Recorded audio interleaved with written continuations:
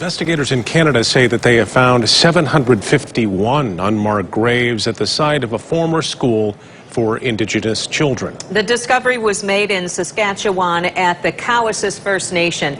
This comes after last month's discovery of 215 graves at another school for Indigenous people in British Columbia. From the 19th century to the 1970s, more than 150,000 Indigenous children were taken from their homes and then forced to attend state-funded Christian schools. The Canadian government has admitted that physical and sexual abuse was rampant.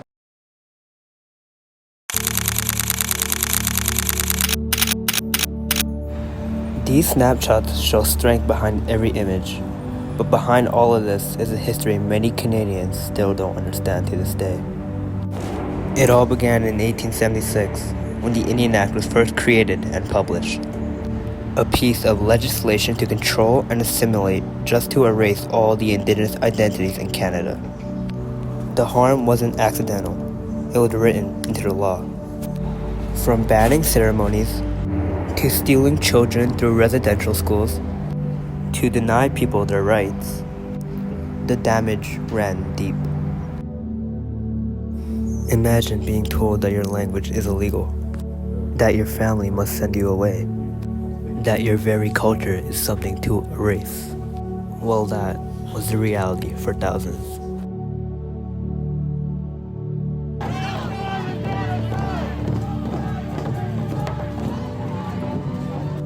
But despite everything, Indigenous people are still here, still rising and still reclaiming. And now it's our turn to listen, to learn, and to act. So that brings me to the conclusion. What does a reconciled Canada look like to me? Hi, my name is Sonny Bega, and today I'll be explaining my personal vision on a reconciled Canada. In my vision for a reconciled Canada, Indigenous languages are spoken freely, but not fearly. Children grow up hearing the words of their ancestors. They hear it from family, their home, or even at school. Because reclaiming language is reclaiming the Indigenous identity. I can connect this to the TRC call number 14, Preserving Indigenous Languages.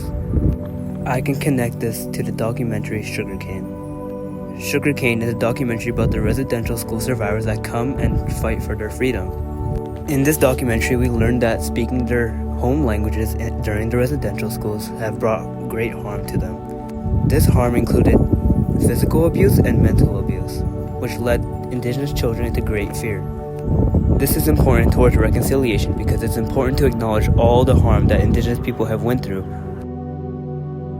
Secondly, I imagine a Canada where education is key towards building the first principles of reconciliation. In school, we learn about all types of histories, but I think the ones that we need to focus on in Canada are the history about Indigenous people, but not the sugar-coated versions, but the real and true stories. I can connect this to TRC call number 62, Indigenous Education in Curriculum. In my vision, every student learns about the true history, about the Indian Act, about the residential schools, and about those who actually survived and live to tell the stories today. I can connect this to the movie The Grizzlies. The Grizzlies is a movie about a teacher placed in a new environment, helping students that are lost find their true path. Thirdly, clean water drinking sources. In the future, I hope every Indigenous community has access to clean drinking water. Clean drinking water is a key part of all human life. I can connect this to the water crisis. The Water Crisis is a documentary about Indigenous communities' fight for a basic need of life: water. Water is a major resource, and I believe all humans and all life should have it, including Indigenous communities. I still can't believe till this day some communities still don't have access to clean drinking water. This is important toward reconciliation because clean drinking water is mandatory for all life, and once all communities have clean drinking water, this will be one step closer to reconciliation. In my vision for a reconciled Canada, the Indigenous communities control their own land. That meaning they have full control of their land, and I believe also land acknowledgements are very important, because the land we stand on today is very much so their land. I can connect this to the book 21 Things You Did Not Know About the Indian Act by Bob Joseph.